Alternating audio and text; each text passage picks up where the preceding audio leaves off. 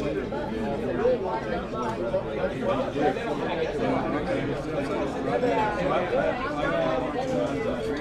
day.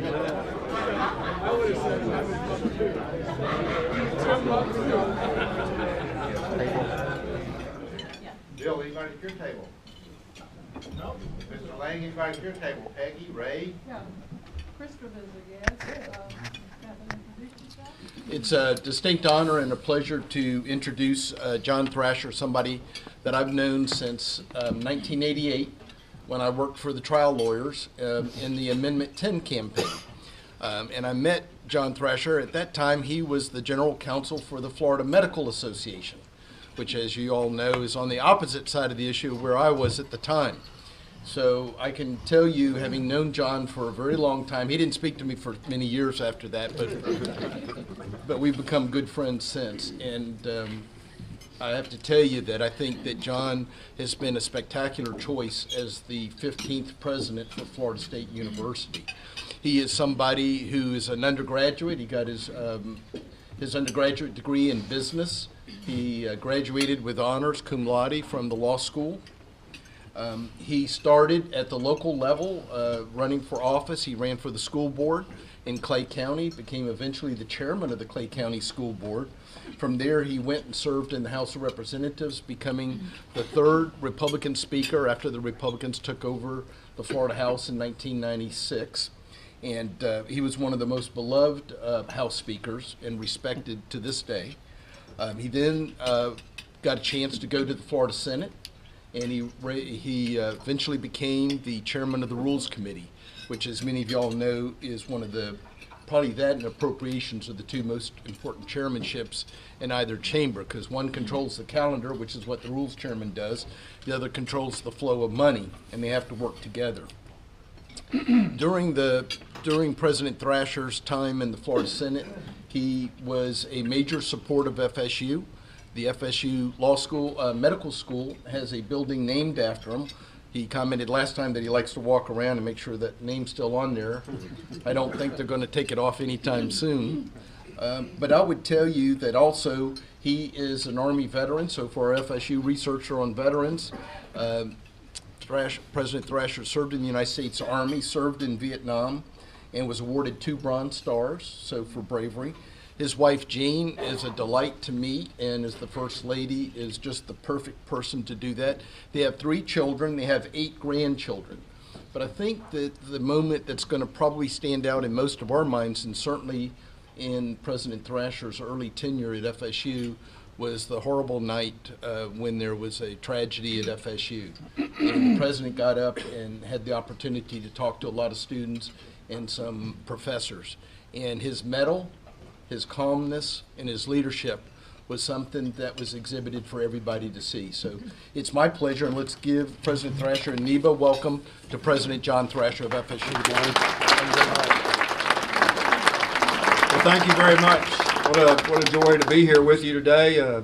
Beautiful Capital City Country Club. I've had a lot of memories about this place. I haven't been here in quite a while, but I used to play golf on a fairly regular basis out here. It's starting about 7:15 in the morning with someone who liked to play golf early. He's now gone and running around the country, running for president of the United States. But it was a great experience. I can remember spending about 2 hours on the golf course. He played fast. We'd finish, we'd have a great breakfast here, and then go to church.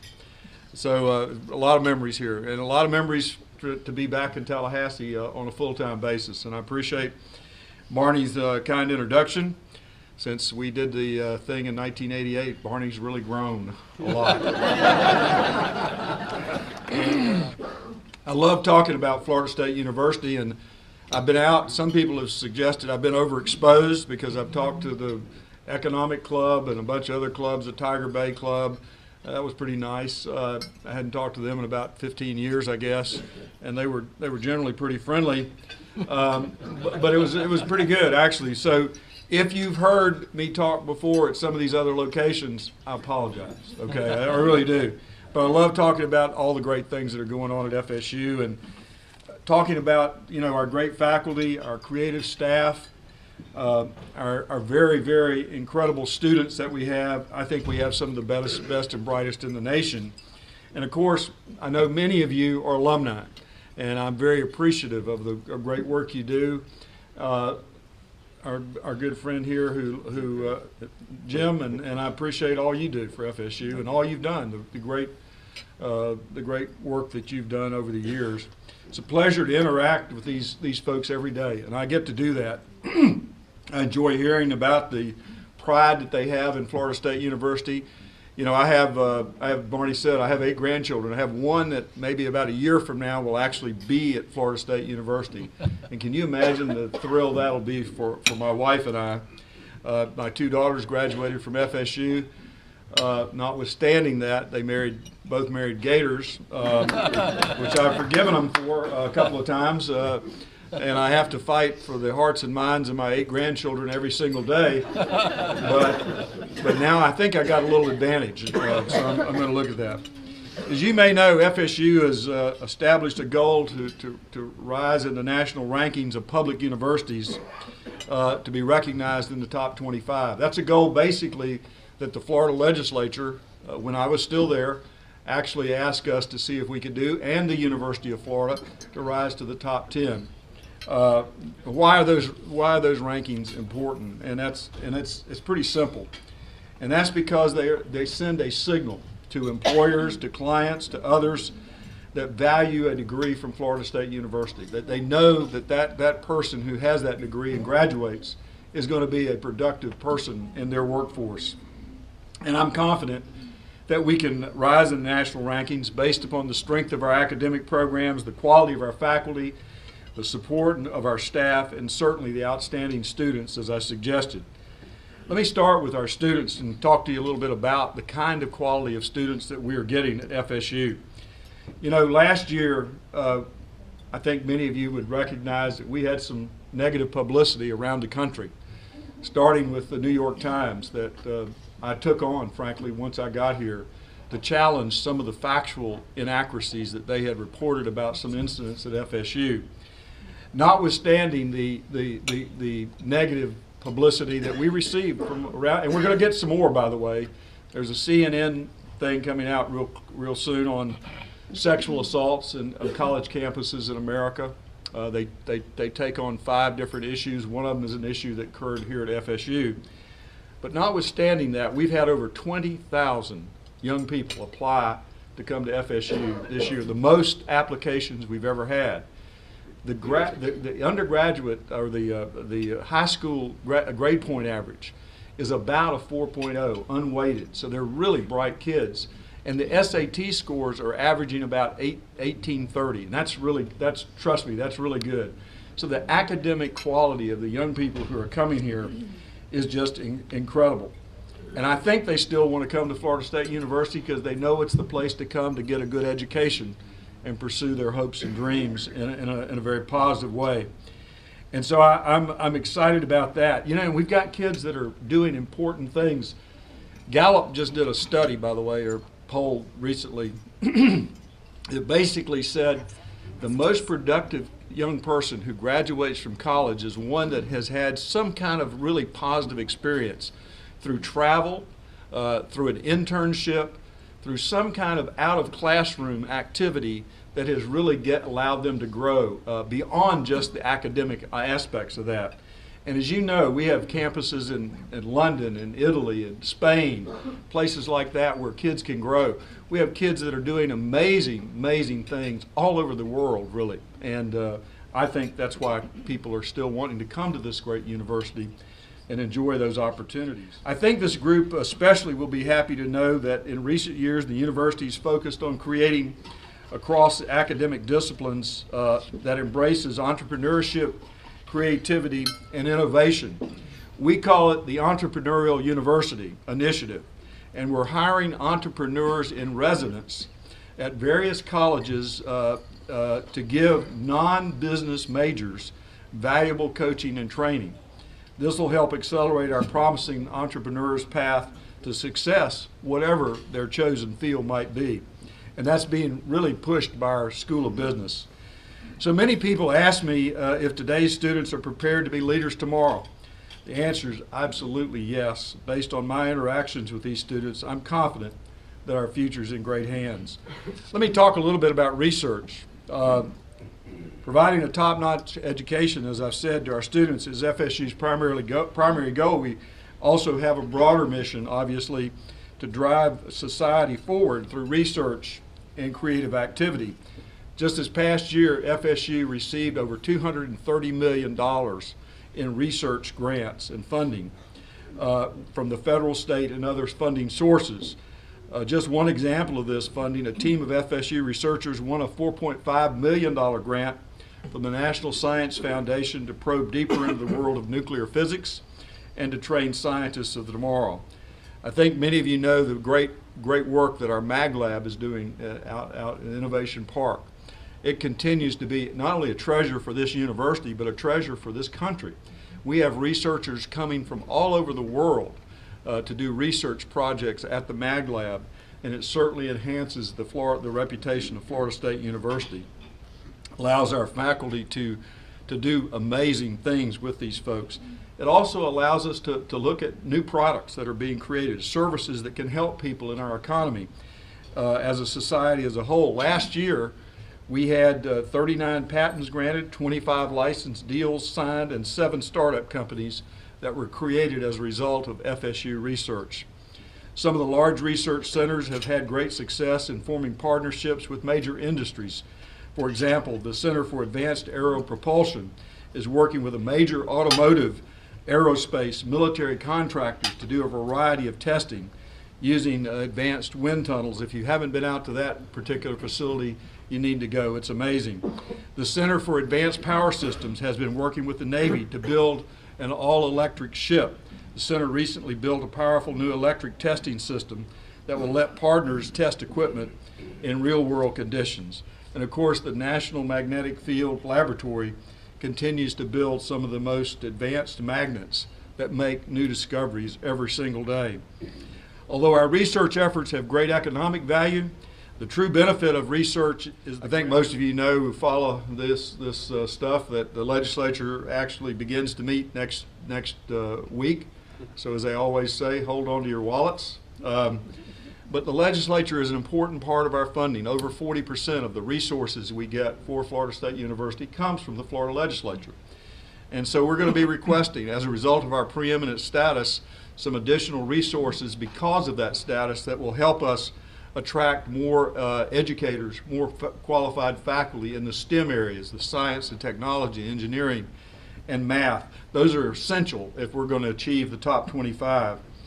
They're obviously some of the most expensive ones also, and we expect to surpass our performance benchmarks that have been set by the Board of Governors for expansion in those areas.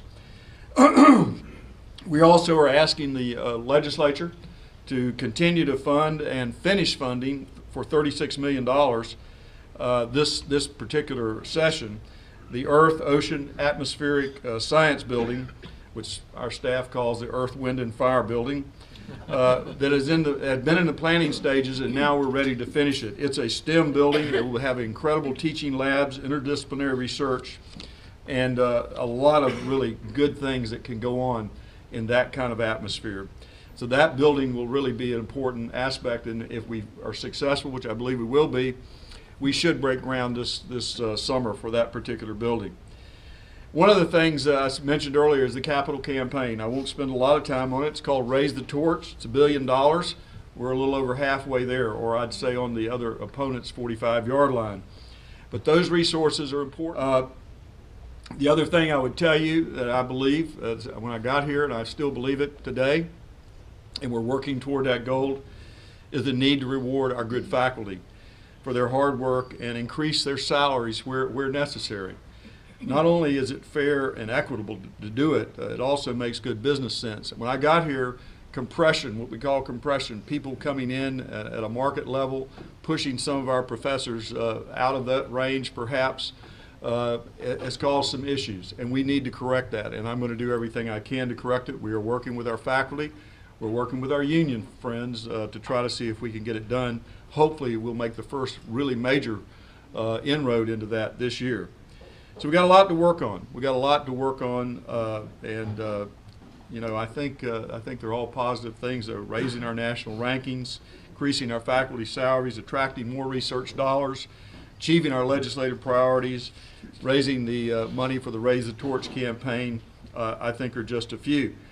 I'd also give you just a brief update on and I know many of you are interested in this, in the Arena District, a plan which is going to be down by the Tucker Center, a planned mixed unit use area that will complement the Madison Mile, Gaines Street, and College Town developments. The Arena District will be the center, have a center on it of a hotel and a convention center.